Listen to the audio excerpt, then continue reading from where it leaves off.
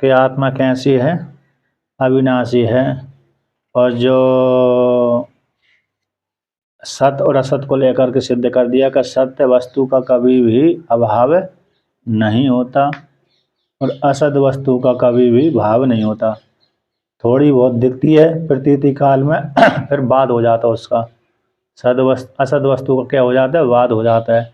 कुछ काल के लिए दिखती है असद वस्तु भ्रम को लेकर के, फिर कुछ काल के बाद वो दिखना बंद हो जाती है। जैसे स्वप्न, स्वप्न का जगत है, जब तक व्यक्ति स्वप्न देख रहा है तब तक वो सत्य सा प्रतीत होता है, किंतु जैसे ही जागृत अवस्था में वो आया तो स्वप्न का दृश्य अपने आप ही मिथ्या सिद्ध हो जाता है। तो थोड़ी देर के लिए प्रतीति काल में, प्रातीतिक काल में दिखता है, इसके बाद नहीं दिखता है, इसलिए वो मिथ्या है। तो असद वस्तु थी इसलिए मिथ्या है, बाद हो जाता है। और सद वस्तु जो देखने वाला था, स्वप्न को देखने वाला था और जागृत को देखने वाला, वो एक ही रहता है, उसका बाद नहीं होता। अपना उसी को यहाँ पर वर्णन करते हैं कि जो परमात्मा कैसा है, आत्मा कैसा है, शरीर के भीतर सबको जानने वाला अविनाशी है। उसी आत्मा के द्वारा ही, उसी आत्मा के द्वारा संपूर्ण जगत कैसा व्याप्त है। जैसे उसमें आया था, छांदोग में भी आता है, तैतृय आदि में भी आता है, अन्य अन्य उपनिषदों में भी आता है कि ईश्वर के द्वारा संपूर्ण जगत व्याप्त रहता है। और वह प्रश्नोपनिषद में आता है कि ईश्वर के द्वारा प्राण आदि की उत्पत्ति होती है। मुंडक आदि में भी जाना गया है कि प्राण के द्वारा संपूर्ण जगत उत्पन्न होता है। तो प्राण के द्वारा मतलब ईश्वर के द्वारा संपूर्ण जगत कैसा व्याप्त है। ऐसे अविनाशी आत्मा को कोई भी विनाश नहीं कर सकता, ऐसा वर्णन कर दिया। उसी को भाष्य कहते हैं कहते हैं अविनाशी, अविनाशी न विनष्टुम शीलम अस्य इति। कहते हैं अविनाशी का अर्थ हो गया न विनष्टुम, विनष्ट में विनाश करने का शील एवं स्वभाव नहीं है। अस्य इसका, उसको तो अविनाशी, अर्थात आत्मा का कोई भी विनाश नहीं कर सकता। अविनाशी विनाश स्वभाव वाली होती तो विनाश हो जाता, किंतु विनाश करने का स्वभाव नहीं है अस्य इसका, आत्मा का, अर्थात विनाश होने का स्वभाव नहीं है, इस हेतु से अविनाशी कहा गया। तू शब्दों असतो विशेषणार्थः, और जो तू शब्द कैसा है, असत यानी मिथ्या वस्तु का। असत के जैसे असत वस्तु के सकाश से असत वस्तु का जैसे नाश होता है, उसी प्रकार से क्या आत्मा का विनाश होता है? नहीं, आत्मा का नाश नहीं होता। तू शब्द है किसका विशेषण है? तो यहाँ पर कहते हैं असद वस्तु का विशेषण है, यानी जैसे असद वस्तु का नाश होता है वैसे आत्मा का नाश नहीं होता, ऐसा इस प्रकार से जानना चाहिए। अब आगे कहते हैं तद विद्धि ही विजाने ही, कहते तद उस आत्मा को अविनाशी रूप से तुम जानो, विद्धि यानी विजाने ही, तुम जानो इस प्रकार से। किस प्रकार से जाने? इस प्रकार से जाने कि एन, जिसके द्वारा, जिस आत्म वस्तु के द्वारा, किसके द्वारा? आत्म वस्तु के द्वारा। तो कहते हैं सर्वम इदम जगत ततम व्याप्तम सदाख्यन ब्रह्मणः सकाशम आकाशन इव घटादया। कहते हैं जिस परमात्मा के द्वारा, जिस अविनाशी आत्मा के द्वारा, आत्म सदात्मा रूप आत्मा है, विनाश से रहित है, विनाश से रहित विज्ञान के ज्ञान हो जाने पर, ज्ञात हो जाने पर, तो इस प्रकार से तो संपूर्ण जगत को व्यापक, संपूर्ण जगत को व्याप्त करने वाला जो परमात्मा, उसके द्वारा है संपूर्ण जगत के ऐसा व्याप्त है, सदाक्य ब्रह्म के द्वारा।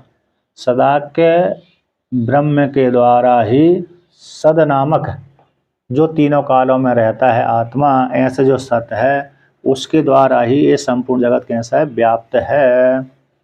इस प्रकार से यहाँ पर जानना चाहिए।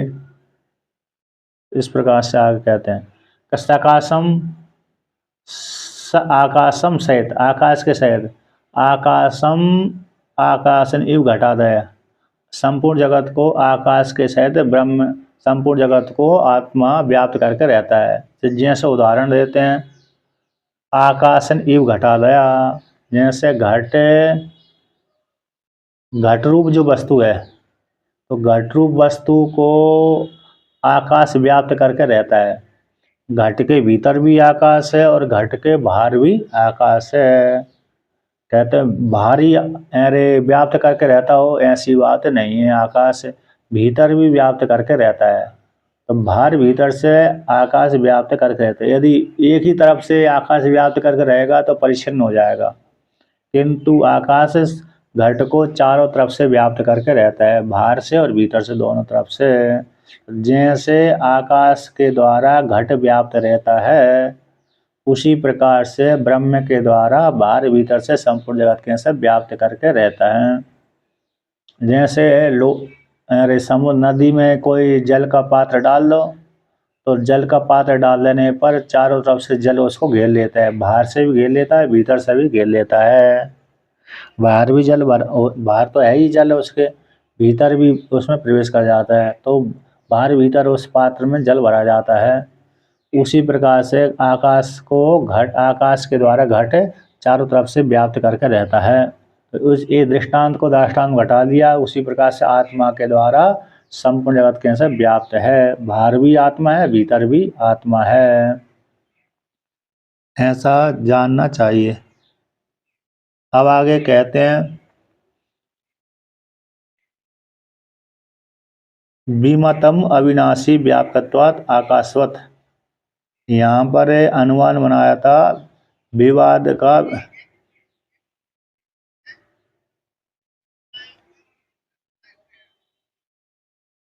ओत प्रयोत है, एतस्य अक्षर गार्गी, है ना, एतस्य अक्षर गार्गी ओतम प्रोतम, इस संपूर्ण जगत इस अक्षर रूप परमात्मा में ओतप्रोत है। ऐसा वहाँ पर बृहदारण्य उपनिषद में आया था। याज्ञवल्क्य ने गार्गी को कहा था। तो उसी प्रकार से परमात्मा के द्वारा ही संपूर्ण जगत ओतप्रोत व्याप्त है। व्याप्त करते ही हो गए, बाहर भीतर से परमात्मा व्याप्त है। जैसे घट के भीतर भी आकाश है और घट के बाहर भी आकाश है। तो यहाँ पर अनुमान बनाया था कि विमतम अविनाशी व्यापकत्वात् आकाशवत, विवाद का विषयभूत और विशेष समत, जो अविनाशी परमात्मा जो आत्मा है कैसे अविनाशी है, व्यापक होने से आकाश के समान। नहीं परिमितम एव उदाहरणम किंतु प्रसिद्धम अपि थे। कहते हैं परिमिति अकेला उदाहरण नहीं है, ज्ञान अकेला उदाहरण नहीं है, शास्त्रीय अकेला उदाहरण नहीं है, किंतु प्रसिद्धि भी है। शास्त्रीय अकेला उदाहरण नहीं है, किंतु आत्मा के विषय में तो प्रसिद्धि भी है। जैसे आकाश संपूर्ण जगत को व्याप्त करके रहता है, उसी प्रकार से आत्मा भी संपूर्ण जगत को व्याप्त करके रहता है। इस प्रकार से जानना चाहिए। अब आगे कहते हैं यहाँ पर,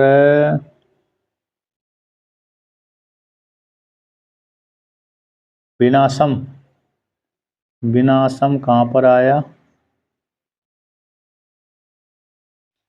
ये एक शंका हुई थी। क्या शंका हुई थी? कि आत्मनो विनाशम इच्छिता, आत्मनो विनाशम इच्छिता स्वतो व परतो व नासस तस्य ईशते न अद्य इति अविनाशी।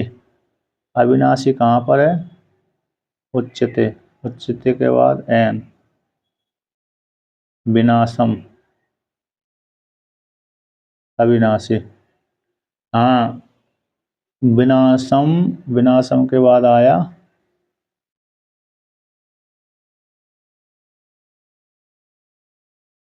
अविनाशी।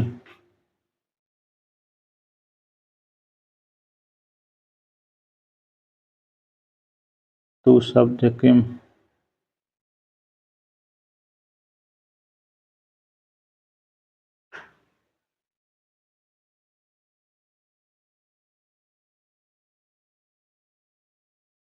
तो अच्छा अविनाशी ऊपर ही ले दिया। यहाँ पर एक शंका हुई थी। कौन सी शंका हुई थी? कि आत्मा का विनाश को चाहने वाला, आत्मा का नाश चाहने वाला सोता है अथवा परता है। आत्मा का जो विनाश है, विनाश की इच्छा करने वाले सोता रूप से आत्मा का विनाश चाहते हैं कि परता रूप से? स्वतः आत्मा का नाश होता है कि पर रूप से आत्मा का नाश होता है? ना अद्या, स्वतः रूप से आत्मा का नाश नहीं होता। अविनाशी, आत्मा कैसी? अविनाशी है। और कहते हैं द्वितीय, न द्वितीय, परता नाश हो जाए आत्मा का, तो परता भी आत्मा का नाश नहीं होता, किसी दूसरे के द्वारा विनाश नहीं होता। तो परता में कहाँ पर आया? विनाशम। एक शंका हुई थी पूर्व में, कौन सी? कि आत्मा का विनाश को चाहने वाले जो नाथ है, कि स्वतः नाश होता है कि आत्मा का, कि परता नाश होता है? दो विकल्प किए थे। आत्मा को विनाश को इच्छा करने वाले व्यक्ति हैं।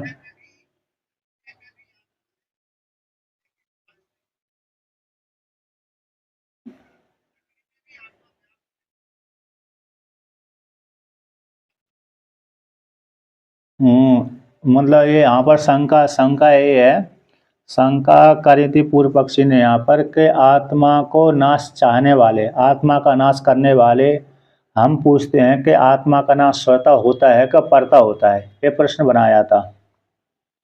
प्रश्न क्या बनाया, शंका क्या बनाए थे? कि आत्मा का जो नाश मानते हैं, कौन मानते हैं आत्मा का नाश? मान ले चारवाक और बौद्ध, चारवाक और बौद्ध आत्मा का नाश मान लेते हैं। जैसे सर्वम शून्य बोल दिया बौद्धों ने, सुषुप्ति अवस्था में गया हुआ व्यक्ति सुषुप्ति में जब उनको दिखते नहीं है, अपना और पराया का भान होते ही नहीं है, तो आत्मा का नाश कर देते हैं, सर्वम शून्य बोल देते हैं। ये बौद्ध हो गए नास्तिक। और चार वाक हो गए, अरे कहते हैं चार भूतों के मिलने से आत्मा बन गई, चार भूत जब मर गया तो मुक्त हो गई आत्मा।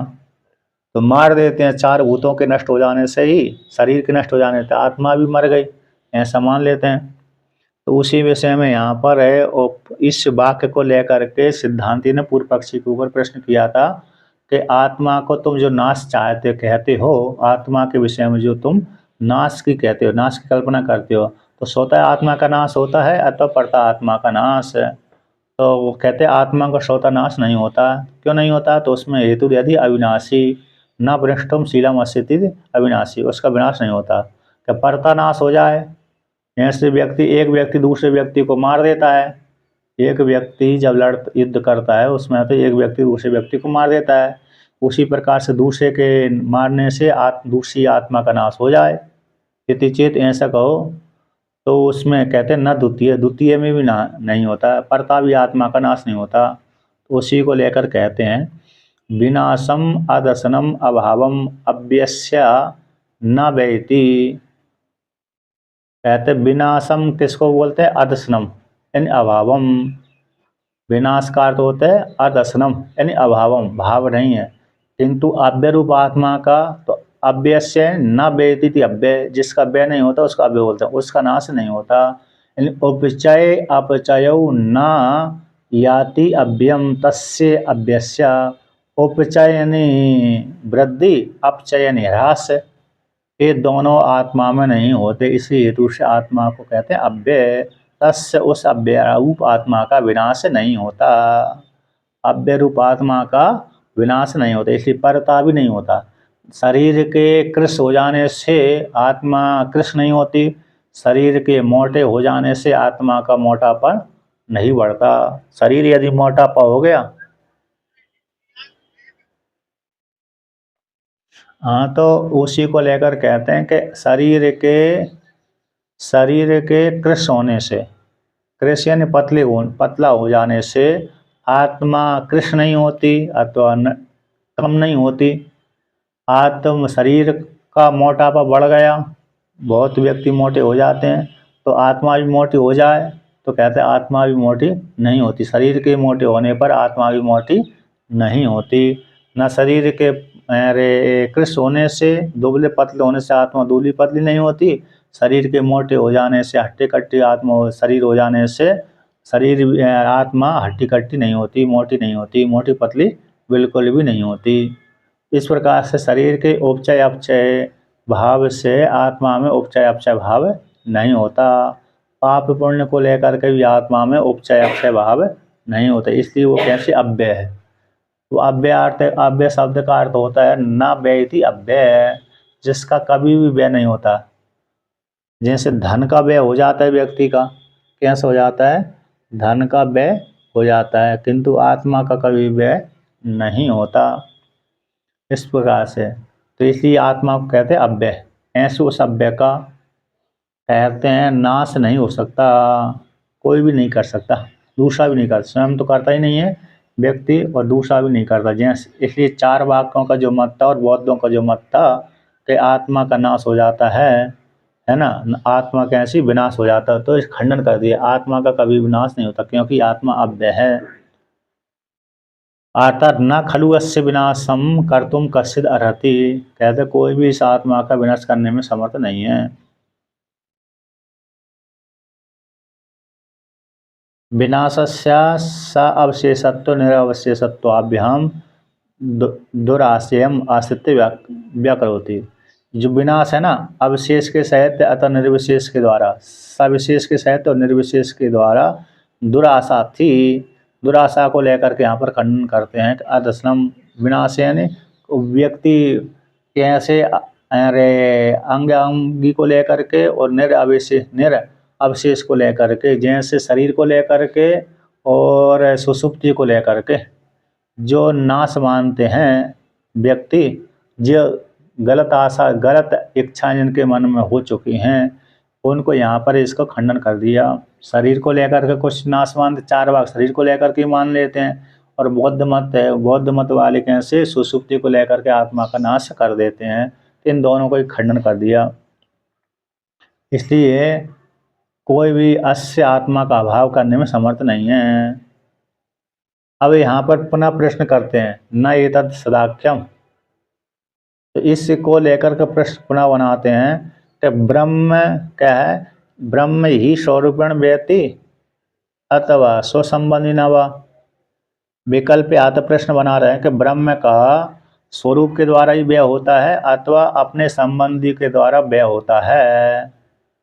ब्रह्म का स्वरूप के द्वारा, स्वयं के द्वारा, जैसे व्यक्ति आत्महत्या कर लेता है स्वयं के द्वारा, कोई भी यदि घर में कोई समस्या हो गई, झगड़ा हो गया, चाहे वो स्त्री हो चाहे वो पुरुष हो, हाँ,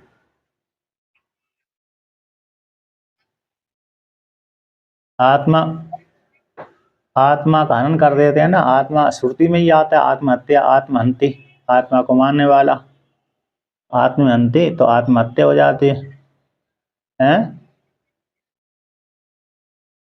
आत्मा तो मरती नहीं है ना, लेकिन वो शरीर, लेकिन व्यक्ति शरीर को ही आत्मा मानता है ना। वो जब तक वेदांत नहीं पढ़ा उसने, जब तक व्यक्ति ने वेदांत का श्रवण नहीं किया तब तक व्यक्ति शरीर को ही आत्मा मानता है। तो आत्मा शरीर को ही जब आत्मा मानता है तो कहता है मैंने आत्मा को मार दिया, एक को मार दिया, दूसरे को मार दिया, तो इसलिए वो आत्महत्या, देह को अंत देह को हनन करने वाला है तो फिर तो उसने वेदांत पढ़ लिया है, फिर तो उसने आत्मा को मारा ही नहीं है। जिसने शरीर को मारा है ऐसा जिस बोलता है, फिर उसको तो ज्ञान है कि मैं तो आत्मा को मार नहीं सकता, आत्मा तो अजर अमर है, ये तो मरने वाला तो शरीर हो गया, मैंने शरीर को मारा है। लेकिन व्यक्ति ऐसा कम ही बोलते हैं, ऐसा बोल ही नहीं पाते, क्योंकि उनकी बुद्धि किस में है, अटकी हुई है, शरीर में ही अटकी रहती है। इसलिए देह को मैंने मारा है ऐसा नहीं बोलते, मैंने इसको अमुक व्यक्ति को मार दिया है, आत्मा को मार दिया, यही बोलते हैं, क्योंकि तादाद संबंध है, शरीर के साथ ही तादाद संबंध है। अब जिसने वेदांत श्रवण किया उसका तादाद संबंध समाप्त हो जाता है। श्रवण कर मनन करके निध्यासन कर लिया तो फिर वो नहीं बोलता कि मैंने आत्मा को मारा है अथवा किसको मारा है, तो वो शरीर नष्ट हो गया, इस प्रकार से क्रिया हो गई मेरे से। तो जैसे व्यक्ति कोई झगड़ा को लेकर के, कोई परेशानी को लेकर के अथवा कोई समस्या को लेकर के, कोई व्यक्ति, जैसे बहुत से किसान हैं तो किसान आत्महत्या कर लेते हैं, कर्ज ज़्यादा बढ़ गया, फसल नष्ट हो गई, कर्ज ज़्यादा बढ़ गया, मांगने वाले आते हैं तो आत्महत्या कर लेते हैं। महाराष्ट्र में बहुत करते हैं। अब स्त्रियां हैं, कोई घर में झगड़ा हो गया तो दुखी होकर के वो भी आत्महत्या कर लेते हैं, पुरुष भी कर लेते हैं, तो स्त्री पुरुष दोनों ही आत्महत्या कर लेते हैं। तो उसी प्रकार से तो यहाँ पर प्रश्न बना था, कहते हैं ब्रह्म स्वरूप के द्वारा व्यय होता है अथवा संबंध स्व संबंधी के द्वारा व्यय होता है। यानी कोई झगड़ा आपस में स्वयं व्यक्ति आत्महत्या कर लेता है, एक तो स्वयं व्यय हो गया, और दूसरा व्यक्ति मार देता है तो स्व संबंधी के द्वारा, तो वो भी व्यय हो गया, मर गया, नष्ट हो गया। दूसरे व्यक्ति ने दूसरे को मार दिया तो व्यय हो गया। तो ऐसी दो प्रश्न बना, तो दो प्रश्न को बना करके तो ऐसा विकल्प करके आद्य दूषयति पहला प्रश्न को खंडन करते हैं। कौन सा पहला प्रश्न कि ब्रह्म स्वरूप से व्यय होता है क्या, तो उसको खंडन करते ना आद्या, तो आद्य को खंडन करते ब्रह्म स्वरूप से व्यय नहीं होता। तो न एतत् सदाख्यम ब्रह्म स्वरूपेण ब्रह्म स्वयं रूपेण व्यति व्यभिचरति निरअवयवत्वाद ध्येयादिवत। कहते हैं ये सदाख्य नामक ब्रह्म है, सद नामक जो ब्रह्म है, कौन है, सद नामक ब्रह्म है, वह ब्रह्म स्वयं के द्वारा स्वयं रूपेण स्वयं के रूप से स्वरूप है स्वयं के द्वारा ही न बेती बेती व्यभिचरति, बेती का अर्थ व्यभिचरति व्यभिचार को प्राप्त हो जाता है, नष्ट हो जाता है। यानी जो दोष नहीं है न होने पर भी आता है, उसमें दोष आ जाते हैं, है ना। जो जैसा नहीं है वैसा अपने अपने मर्यादा से च्युत हो जाता है, अपनी मर्यादा से च्युत होना ही व्यभिचारति हो जाते, व्यति हो गया।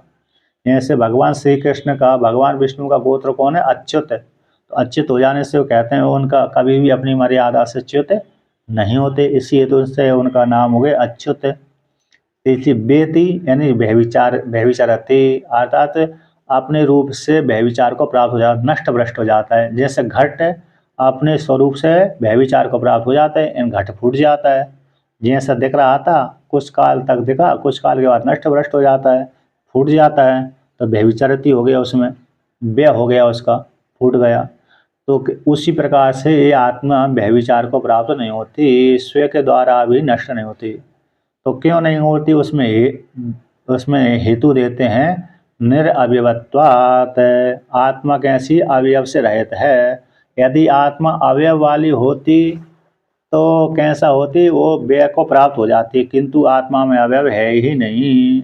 जैसे व्यतिरेक में दृष्टांत दिया देहादिवत, शरीर जैसे अवयव वाला है, अब किसी के शरीर में रोग पैदा हो गया, हाथ पैर में रोग पैदा हो गया, तो रोग पैदा हो जाने पर वह कहते हैं उसके अंग को काट देता है, व्यक्ति कटवा लेता है।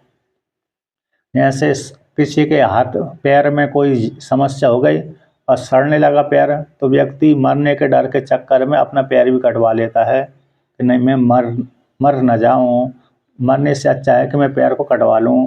हाथ को कटवा लेता है व्यक्ति, पैर को कटवा लेता है।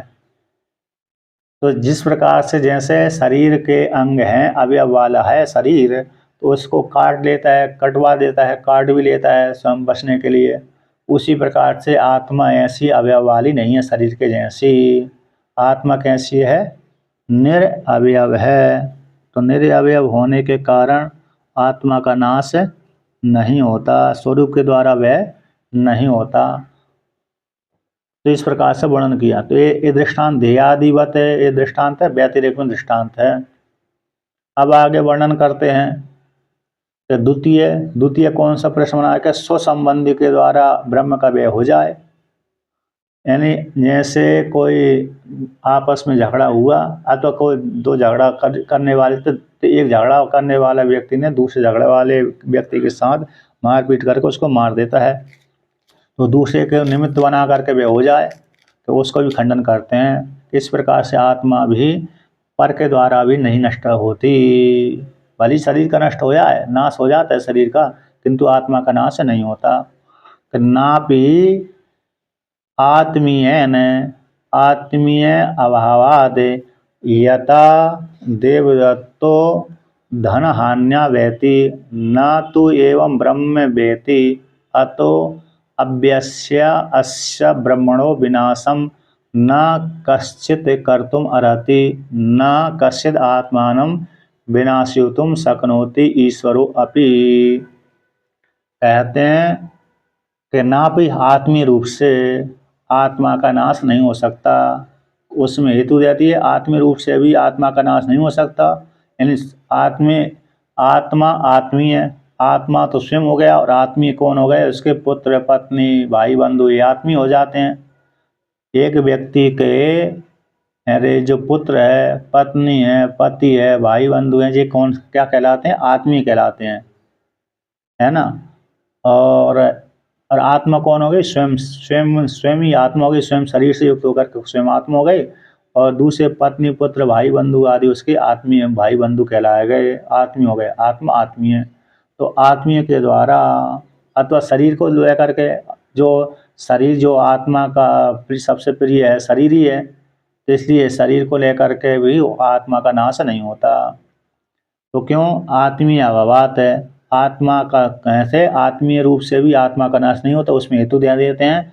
आत्मीय अभावात, आत्मा का कोई आत्मीय है ही नहीं है, आत्मा का कोई भाई बंधु है ही नहीं है। यदि आत्मा का कोई भाई बंधु होता, माता पिता भाई बंधु होते, पत्नी पुत्र आदि होते आत्मा के, तब तो उसका नाश हो सकता था। किंतु आत्मा का कोई ना भाई है, ना बहन, भाई है ना बहन है, ना माता है ना पिता है, ना पुत्र है ना पुत्री, ना स्त्री है ना पुरुष है, तो कोई भी नहीं है। इसलिए उसको भाई बंधु नहीं है, तो फिर कैसे उसको आत्मा का नाश करेंगे? तो व्यतिरेक में दृष्टांत पुनः देते हैं, यथा जिस प्रकार से देवदत्तो धन व्यति, जैसे देवदत्त का धन की नाश हो जाने से व्यय हो जाता है देवदत्त का। कहते हैं हाय मैं तो मारा गया। अब किसी व्यक्ति ने धन कमाया था, बहुत दिनों अथक प्रयास करके धन को कमाया, अब कोई चोर ने चोरी कर ले गया, अथवा कोई जो जो व्यक्ति होते हैं, दुष्ट व्यक्ति होते हैं, वो लूट लेते हैं कभी कभी। तो उनके लूट लेने से, चोर के चोरी कर देने से, तो देवदत्त मानता है कि मेरा व्यय हो गया, अतः मैं मर गया, हाय मैं तो मारा गया। क्यों मारा गया? क्योंकि अपने आप को धन में उसने आसक्ति जमा कर रखा था। इसलिए कहते हैं धन के नाश हो जाने से वो अपने आप को अपने आप को मरा हुआ सा मानता है। मुश्किल से उसने धन कमाया था। अब जिसका धन जो जिसने आसानी पूर्वक धन कमाया बहुत है, तो उसका हाँ डांका पड़ गया। अब जिसके पास में अरबों खरबों की संपत्ति है, उसका 10-20 हज़ार रुपया, लाख रुपए यदि गिर गए, कोई ने छीन लिए या तो गिर गए, तो उसको अरे वो नहीं होता, धक्का नहीं लगता, मतलब उसको कष्ट नहीं होता ज़्यादा। लेकिन जिसने मुश्किल से ही लाखों रुपए कमाए हैं, बहुत मुश्किल से इकट्ठे किए लाख कमाए, वही चले गए, तो उसकी आंखों के सामने अंधेरा छा जाता है, तो कहता है मैं तो मारा गया, है ना। तो इसलिए कहते हैं धन के हानि से जैसे देवदत्त का नाश हो जाता है, यानी अपने आप को मारा हुआ सा मानता है, तो ऐसे आत्मा का नाश नहीं होता। ठीक है ना, क्या नहीं होता? ऐसे आत्मा का नाश बिल्कुल भी नहीं होता। इस प्रकार से तो न तू एवं ब्रह्म व्यति, उस प्रकार से एवं इसी प्रकार से ब्रह्म का व्यय नहीं होता। जैसे धन की हानि से देवदत्त का नाश अपने आप को मानता, यद्यपि देवदत्त का नाश नहीं होता, लेकिन आरोप कर लेता कि मेरा नाश हो गया। देवदत्त ने आरोप मात्र कर लिया कि मेरा नाश हो गया, किंतु देवदत्त का भी नाश नहीं होता। देवदत्त का नाश नहीं होता, किंतु आरोप जरूर कर लेता है कि मेरा नाश हो गया, मैं तो मर गया, ऐसा मानता है। तो इस प्रकार से धन की हानि से दुखी हो जाता है, धन के आने से दुखी हो जाता है। जैसे रोग से व्यक्ति का शरीर कृष हो जाता है, रोग को लेकर के व्यक्ति का शरीर कृष हो गया, तो कहता मैं तो अरे हो गया, मारा गया, अरे बहुत दुबला पतला हो गया। अथवा जिसका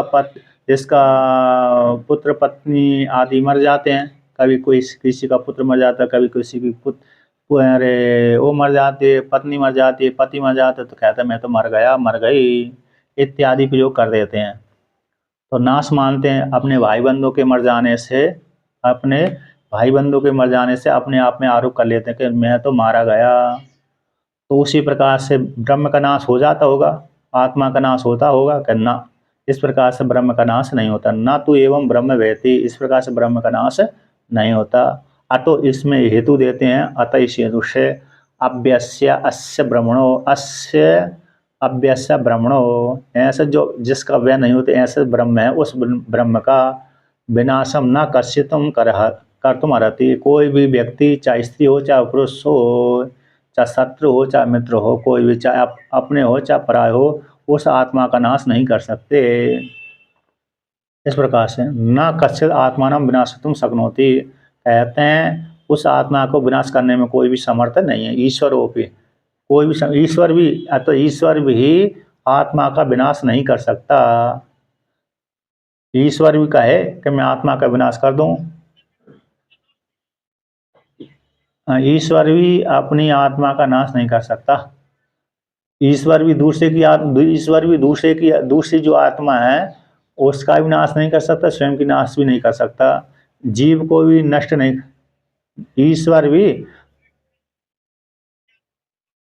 नहीं, दो आत्मा मतलब मान भी ले हैं, दो आत्मा तो नहीं है। तो यदि कोई कहेगा जैसे जीव मानता है ना कि मैं अलग हूँ, ईश्वर अलग है, यदि इस दृष्टि से भी यदि देखा जाए, इस दृष्टि से भी देखा जाए तब भी ईश्वर आत्मा को नाश नहीं कर सकता, और स्वयं की दृष्टि से तो आत्मा का नाश कर ही नहीं सकता।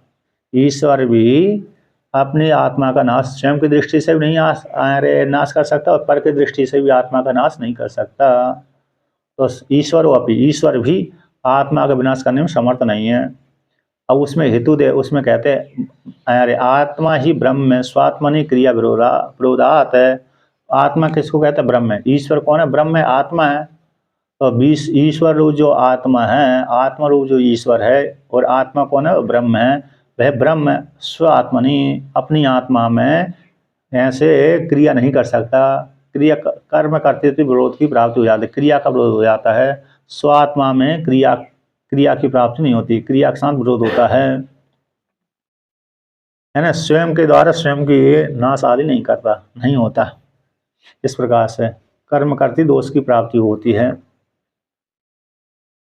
अब आगे कहते हैं अब आगे वर्णन करते हैं। तो इस प्रकार से जो ईश्वर है ना, जीवात्मा है, और जीवात्मा भी ईश्वर से भिन्न नहीं है, और ईश्वर भी जीवात्मा से भिन्न नहीं।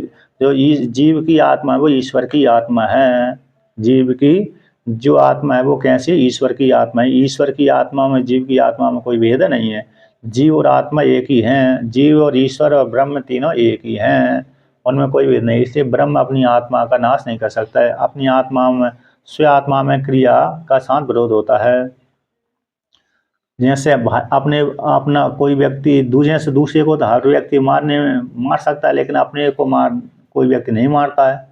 इसी प्रकार से उसी प्रकार से ब्रह्म अपनी आत्मा का नहीं नाश कर सकता, और क्रिया का साथ विरोध होता है। इस प्रकार से स्वयं का विनाश का करता है, और स्वयं, और दूसरे ऐसे स्वयं को कर्ता बनाएगा, स्वयं ही कर्म बनाएगा, ये संभव नहीं है। क्रिया के साथ कर्म करती विरोध की प्राप्ति हो रही। कर्म करती विरोध का अर्थ होता है स्वयं ही कर्ता बनना और स्वयं कर्म बनना। जैसे अरे नाच भी अपने अपने देख भी रहा है, नाच भी रहा है, और नाच का कर्ता भी बन रहा है। नाच भी रहा है, नाच का कर्ता भी बन रहा है, देखने वाला भी बन रहा है, और कर्म भी बन रहा है, ये संभव नहीं है। तो इसी प्रकार से जैसे दूसरी प्रकार से कोई व्यक्ति अपने सर के ऊपर पैर रख करके नाच नहीं सकता है, क्या नहीं? तो अरे एक ही को कर्म बना लिया, एक ही कर्ता बना लिया, संभव नहीं है। एक ही वस्तु को कर्म बना लिया, एक ही वस्तु को कर्ता बना लिया, संभव नहीं। इसी कर्म करते विरोध होता है। स्वयं ही कर्ता बने और स्वयं ही कर्म बने, ये संभव नहीं है। तो इस प्रकार से, तो इसलिए स्व आत्मा में क्रिया के साथ कर्म करती विरोध हो जाने से, क्रिया के साथ विरोध हो जाने से आत्मा अपनी ब्रह्म रूप जो आत्मा है अपनी आत्मा का नाश नहीं कर सकता। अब आगे वर्णन करते हैं कि आत्मा, पुनः प्रश्न करते हैं क्या? सत और असत का अनंतर अभिव्यक्त प्राक्तन, जो सत और असत जो अंतर नहीं है, सत्य और असत्य अनंतर जो प्रकृति जिसका प्रकरण चल रहा है, ऐसे स्वरूप का व्यभिचार न होने से परमार्थ रूप से सत्य निर्धारित हो गया। अब इदानीम असत को निर्धारण करने के लिए पूछते हैं। अभी पहले किसमें 16वें श्लोक, 17वें श्लोक में आत्मा का क्या सिद्ध कर दिया कि आत्मा असंग कूटस्थ है। आत्मा ये सिद्ध कर दिया कि आत्मा का नाश नहीं होता। सत को लेकर के अरे असद वस्तु का भाव, असद वस्तु का भाव नहीं रहता, सद वस्तु का अभाव नहीं होता। इसके द्वारा और आत्मा को अविनाशी रूप से सिद्ध कर दिया। तो सत असत को जो अभी पीछे पीछे के श्लोकों में वर्णन किया गया, जिसका प्रकरण चल रहा था, उसमें सद वस्तु का कभी स्वरूप से व्यभिचार नहीं होता। परमाणु सत्य का निर्धारण कर दिया। अब असत के विषय में यहाँ पर वर्णन करते हैं। असत के विषय में उसको निर्धारण करने के लिए प्रश्न करते हैं, क्या किम पुनस्तद असत है, वह असत वस्तु क्या है जिसका भाव कभी भी नहीं होता। असद वस्तु वह क्या चीज़ है जिसका भाव कभी भी नहीं होता। इसके विषय में यत स्वात्म सत्ताम व्यभिचारती, जो अपनी आत्मसत्ता को रूप से व्यभिचार को प्राप्त हो जाती है। जो जो असद वस्तु है, जैसे सद वस्तु अपनी आत्मसत्ता के छोड़ती नहीं है, अपने स्वरूप को त्याग नहीं करती सद वस्तु, उसी प्रकार से आत्म वस्तु जो असद वस्तु है अपनी सत्ता को छोड़ देती है। जो उसका स्वरूप, जैसे घट है, घट अपनी आत्मसत्ता को छोड़ देता है। जैसे घट में रे अभी काम दे रहा है, और जब कहीं जोर से व्यक्ति ने रख दिया तो पत्थर के ऊपर गिर गया, पत्थर के ऊपर गिर जाते वो फूट जाता है घट, तो अपनी आत्मसत्ता को त्याग देता है। तो वो वह क्या है, वो वस्तु जो आत्मसत्ता को त्याग देता है, यानी अपने स्वरूप को त्याग देता है। असद वस्तु है क्या, तो उसको लेकर के यहाँ पर उच्चते कहते हैं। जैसे सद वस्तु का स्वरूप का निर्धारण कर दिया कि सद वस्तु अपने स्वरूप सत्ता को नहीं त्याग पाती, अब उसका तीनों कालों में अभाव नहीं होता। किंतु जो असद वस्तु होती है उसका तीनों कालों में अभाव रहता है। थोड़ा बहुत काल तक दिखता है, वर्तमान काल में दिख जाता है, किंतु भूतकाल में और भविष्य काल में दिखता ही नहीं है। इस प्रकार से तो आत्मसत्ता को जो व्यभिचार को प्राप्त हो जाती वह असत क्या है, तो इसको लेकर कहते हैं उच्चते। तो 18वें श्लोक का पाठ करते हैं। अंतवंत इमे देहा नित्यस्योक्तः शरीरिणः,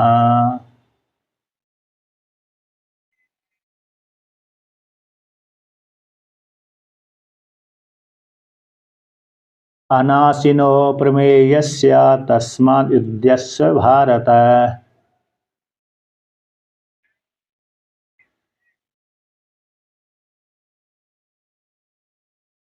तो यहाँ पर वर्णन करते हैं, अंतवंत इमे देहा, अंत इमे देहा, इमे नित्यस्य उक्त शरीर, जो नित्य कहा गया शरीर ही है जीवात्मा, उनके नित्य रूप से वर्णन कर दिया, प्रतिपादन कर दिया जिस आत्मा के ए अंतवंत इमे देहा, ए अंत आत्मा जो शरीर, इस शरीर को लेकर के ही जीवात्मा का शरीरी संज्ञा होती है। नित्य जो आत्मा है शरीरी है, वो शरीर को लेकर के उसका नाम रख दिया जाता है शरीरी। तो शरीर के भीतर रहती है, शरीर के भीतर ही उसकी विद्यमान अभिव्यक्ति हो जाती है, दिखती है। आत्मा की प्राप्ति शरीर को लेकर के ही होती है, यदि शरीर ना हो तो आत्मा की प्राप्ति ना हो। इसलिए नित्य उक्त रूप से कही गई शरीर रूप आत्मा के ये जो देह हैं, शरीर रूप जीवात्मा के आत्मा के जो देह हैं, इमे देहा अंतवंता, अंत वाले हैं। कैसे हैं, अंत वाले, अतः नाश होने वाले हैं। अतः जो हमारे सामने स्थूल शरीर दिख रहा है, हम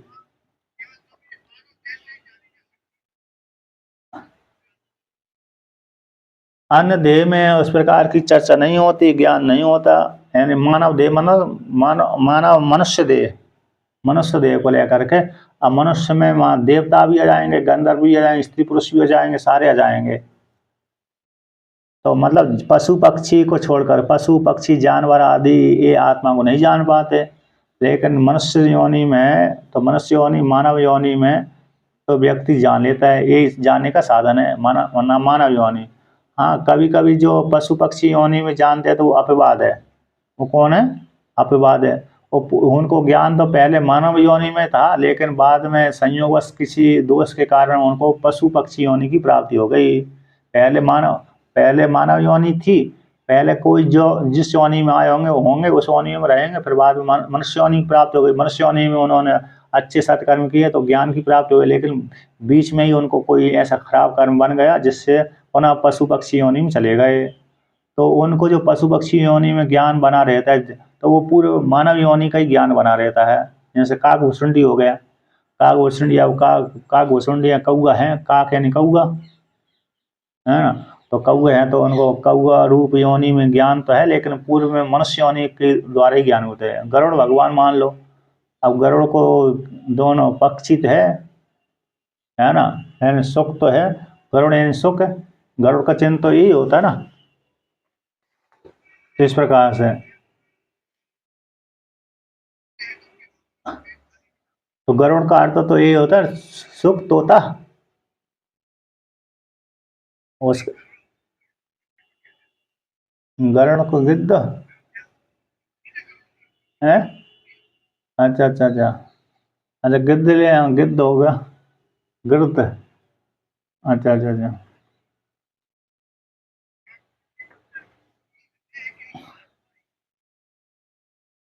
अच्छा अच्छा, ऐसा पूछा है गिद्ध। अच्छा, काकभूषुंडी ने पूछा था।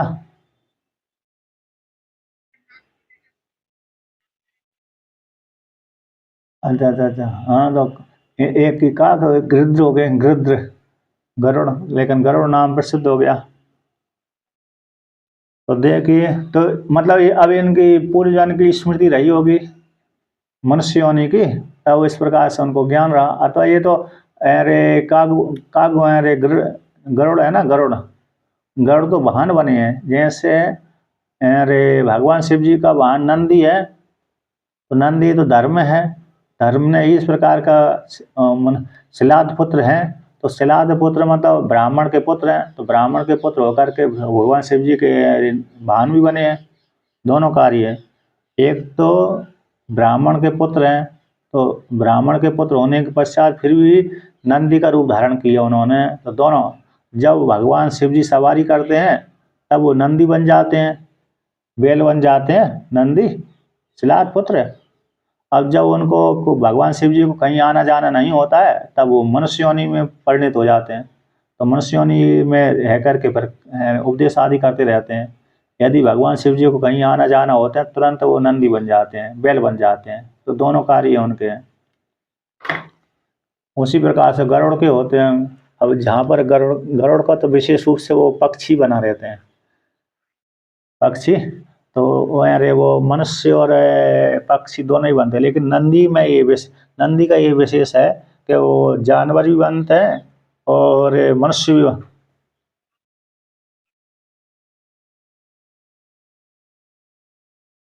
लेकिन अहंकार होता तो, लेकिन वो अहंकार तो वहाँ तो पक्षी बनकर रहता है ना, वो तो पक्षी बन करके मनुष्य नहीं बनते ना। मैं तो ले, हाँ नंदी को बात कर रहा हूँ, नंदी दोनों रूप धारण करते हैं, नंदी दोनों ही रूप धारण करते हैं, अर्थात मनुष्य भी बनते हैं और जानवर भी बनते हैं। तो मतलब ये जानवरों में जो ज्ञान रहता है वो अपवाद है कि नहीं। तो इसलिए मनुष्य योनि में ही ज्ञान की, मनुष्य योनि में सारे ही आ जाएंगे, देवता गंधर्व राक्षस यक्ष आदि जो भी है, उनमें इस प्रकार की बुद्धि पाई जाती है। अब ये गरुड़ आदि देव योनि हो गई वो, इसलिए उनको ज्ञान है। तो ये मतलब यहाँ पर क्या हो गया, अंत बनते ये नित्य उक्त कही गई है। ऐसे नित्य से शरीर, नित्य शरीर ही के जो देह हैं, अंत वाले देह रूप से कहे गए हैं। उक्ता कथिता, जो पहले शरीर जीवात्मा कही गई, नित्य रूप से कही गए, उसी के ही ये देह हैं। वो देह कैसे नष्ट होने वाले हैं, ऐसे अनासिना, कैसे अनासिना, अनासिना यानी असैन, अस, अस भोजने, अस भोजने बोलते हैं। तो अस भोजने और नासीना, नाश होने वाले। जैसे अस भोजने, अस असुंग व्याप्त धातु होती है, अस भोजने धातु होते हैं। तो अस भोजने धातु से भक्षण करने अर्थ में होते हैं। तो न भक्षण इति अभक्षण, अथवा दूसरा अर्थ करते हैं न नासिनो इति अनासिनो, जिसका ना नासिन, नासिन नाश होना, और ना नासिति अनासिना, तो जिसका नाश नहीं होता उसको अनासी बोलते हैं। और अस असु अस भक्षण कहेंगे तब ही अस आस हो जाएगा, आस हो जाने के पश्चात अनास हो जाएगा, नए तत्पुरुष समास कर देने से। नए तत्पुरुष समास तो दोनों जगह हो रहा है, अस अस भोजने धातु से भी कहेंगे तब भी, और नाश शब्द से करेंगे तब भी, दोनों प्रकार से नए तत्पुरुष समास करके अनासिनो बन जाता है। तो जिसका नाश नहीं होता उसको बोलते हैं अनाशिनो। और जिसको भक्षण कर दिया तो नाश हो गया, और जो भक्षण नहीं होता उसको अनाशिनो बोल देते हैं। तो ऐसे जो अनाशिना है आत्मा अप्रमेय है, प्रमा का विषय नहीं है। जैसे घटपट आदि प्रमा का विषय बनते हैं, है ना, तो वे जो प्रमेय होते हैं परिच्छिन्न हो जाते हैं, किंतु आत्मा ऐसे प्रमा का विषय नहीं बनती, अपरोक्ष साक्षात्कार है। स्वयं के रूप से मैं हूँ, इस प्रकार से अब व्यक्ति अपने आप को जानता है। मैंने आत्मा को जान लिया, वो देवदत्त यज्ञदत्त के शरीर को जान लिया, तो वो आत्मा को उसने नहीं जाना, तो उसने मात्र रूप को देखा है। तो आत्मा चक्षु आदि का विषय नहीं है, इसलिए अप्रमेय है। ऐसी अप्रमेय अनासीन आत्मा को कहते हैं। हे भारत, उस प्रकार से तुम जानो। तस्माद उद्देश्य भारत, हे भारत, हे अर्जुन, तुम युद्ध करो, क्योंकि आत्मा तो नाश होने वाली नहीं है, नित्य है और अनाशी है और अप्रमेय है, और इस शरीर ही नाश वाले होते हैं। इसलिए एक शरीर के नष्ट हो जाने पर अगला शरीर पुनः प्राप्त हो जाएगा।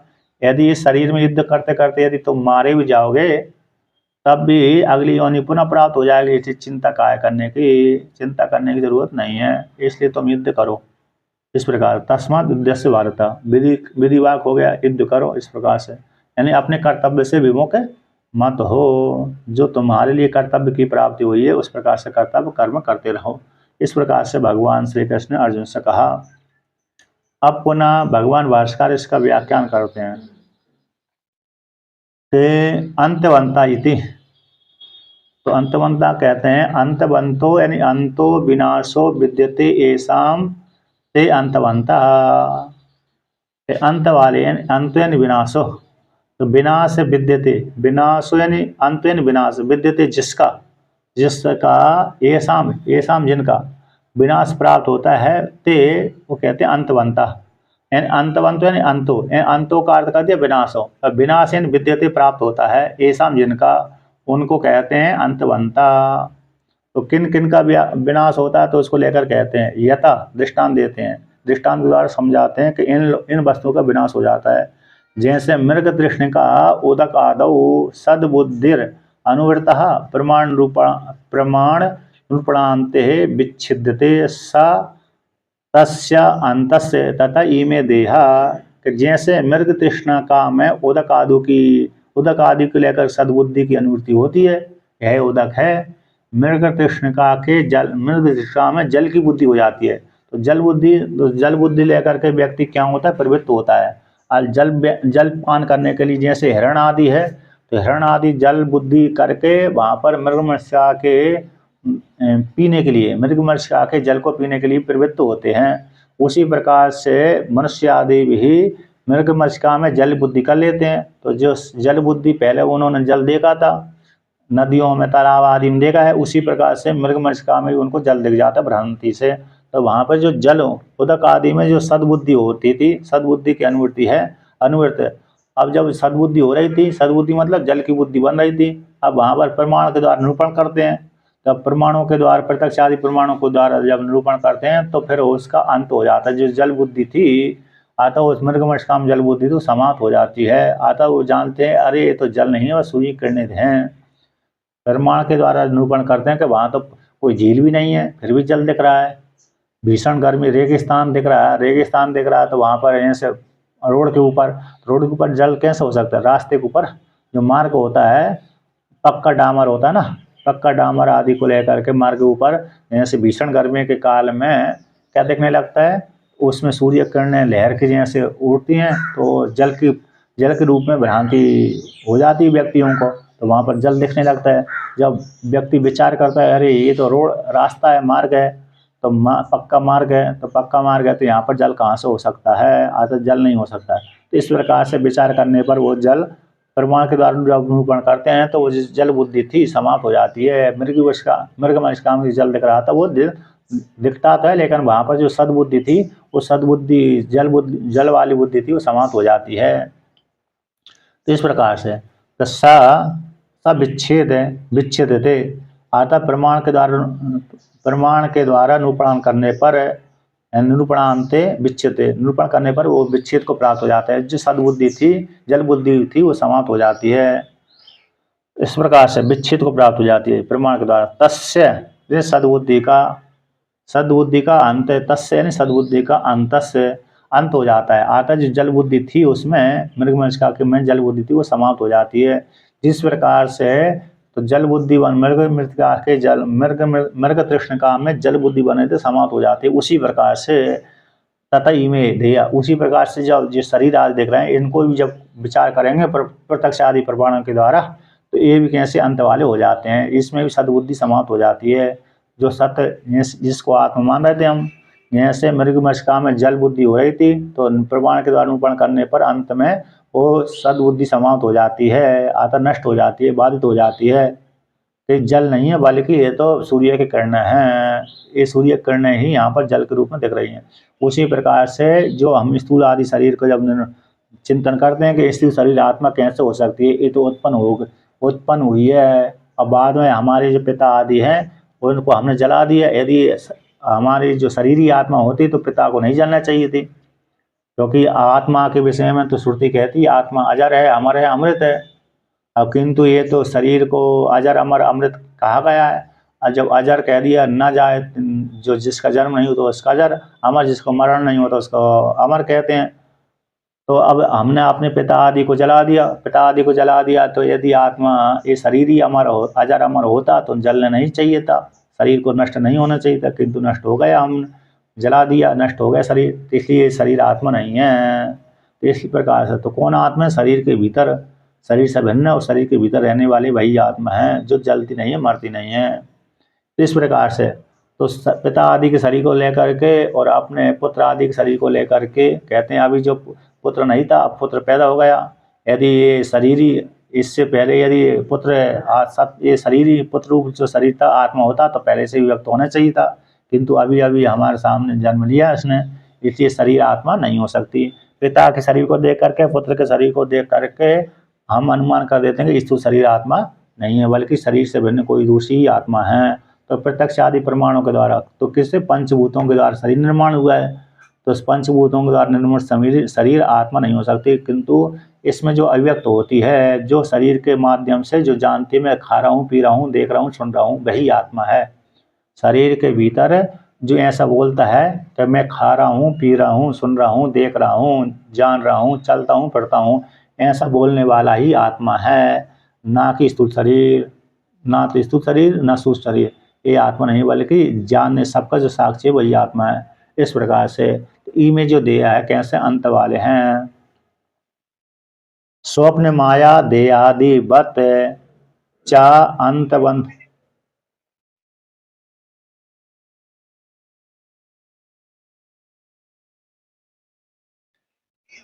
हाँ, जिसकी सत्ता से देखते हैं वही आत्मा है। जिसकी सत्ता से हम देख रहे हैं, सुन रहे हैं, खा रहे हैं, पी रहे हैं, ऐसा जो जानने वाला है, हाँ, कह रहे हैं वो आत्मा है।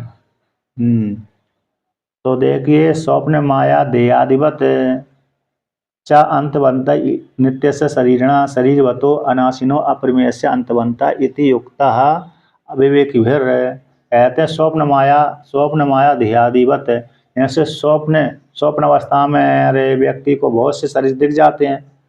स्वप्न अवस्था में जैसे व्यक्ति के बहुत से शरीर पर्वत है, जैसे हम शरीर के भीतर हिता नाम की नाड़ी में अरे क्या देखते हैं, बहुत से शरीर मनुष्य स्त्री पुरुषों की कल्पना कर लेते हैं, पर्वत आदि की कल्पना कर लेते हैं, देश विशेष कल्पना कर लेते हैं, किंतु वो होती नहीं है।